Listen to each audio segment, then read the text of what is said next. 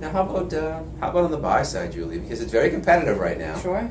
And I've heard of from you and from many of our other clients where there are situations now where actually some situations where the bids are going higher than the asking price again, which we haven't seen that in a long time, or there could be 6, 8, 10, 12 offers on a property. So what should buyers be doing to prepare, to make sure that they're competitive enough to get the house that they really want? Because that really wasn't a concern 6 months ago or a year ago. Now it is, because you're competing against a lot of other buyers who want that home because of the affordability factor. So what can the buyers do to be a little bit more competitive? Well, and the buyers need to realize that. There's phenomenal opportunities, but there's phenomenal opportunities for other buyers too. Buyers are out there. And, there are buyers who say, I feel like I'm late to the party.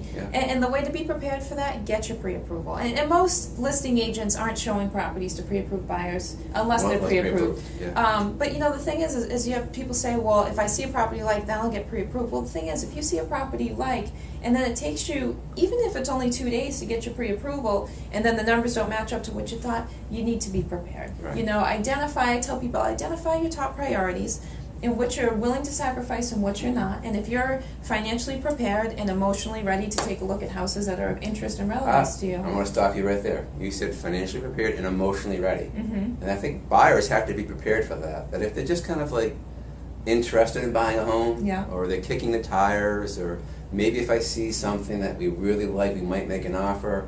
Those days are gone. Right. I mean, you have to be willing to compete right now to buy a home. Absolutely. And part of that is, I tell people, I want you to feel like when you make a decision that you feel comforted that you've done your homework. So my buyers get updated every day on properties that are relevant to them, so they can start to see, even if it's only online. But online, as more technology goes on, and it's amazing. You really feel like you're in the home.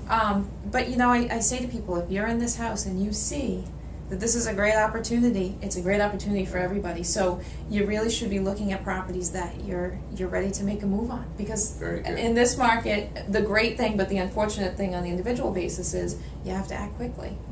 Now that's kind of interesting, because I think most buyers have been educated in the past year or so. You can wait. Watch the property. Watch the property. The prices are going down. Whatever. It might go to foreclosure.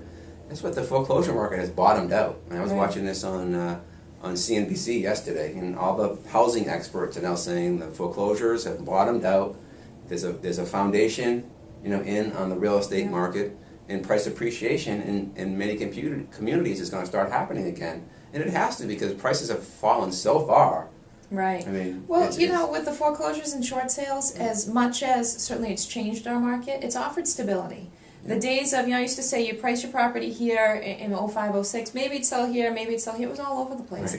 Now the notion is price your property to sell it. Because buyers are educated. So as a seller, a buyer's not going to come through the door if it's overpriced, because they don't deem it as reasonable. In the days of pricing your property $50,000 higher so you have room to come down, on both ends of the spectrum, if you go too high or too low, you're setting the expectation that you're going to make big jumps. And you really don't want to do that. The research is there, whether I represent a buyer or a seller. There's a market analysis to say, here's where the property value should be. I'm trained in negotiation to make sure we get it at a fair market value on both sides. But, the buyers have to realize that a realistic house that is ready for the market and is priced appropriately is going to move. Now, Julie, right now, it's probably, depending on the community, obviously, and the price range, it's probably less expensive to buy than to rent in many locations, right? Correct. I don't think that's going to last very long. No. So for those of you who are renting, or maybe a first-time home buyer, this is a very unique opportunity. Maybe this will last another 3 to 6 months, in my opinion. I said just an opinion. Maybe it will last another 3 to 6 months, where it's going to be less expensive to buy than to rent. Well, and with that, if you're comparing monthly payment, people say, well, what about the money to get in? There are, although USDA as of today is looking like it's starting to dry up for the rest of the year, which is a 100% financing program, there are still 3% down. So and that can be gifted to you. Correct. So it's as cheap as ever to get into a house and then to stay up with the payments. And I have cash investors who normally would walk in with a cash offer, but it's so cheap to use someone else's money right now that that's what they're doing. It's almost crazy not to borrow money right now to purchase a home. Right.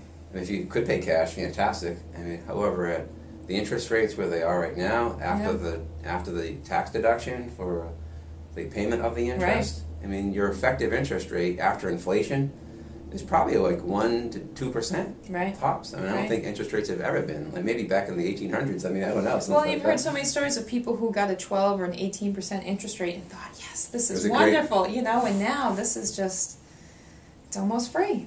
So, I mean, everything has kind of, it's almost like we'll call it the perfect real estate storm. You know, it's like the perfect storm right now, where prices are where they're at, the foreclosures are starting to dry up, properties are starting to increase again. Yet at the same time, there's this window of opportunity, for buyers to do extraordinarily well right now.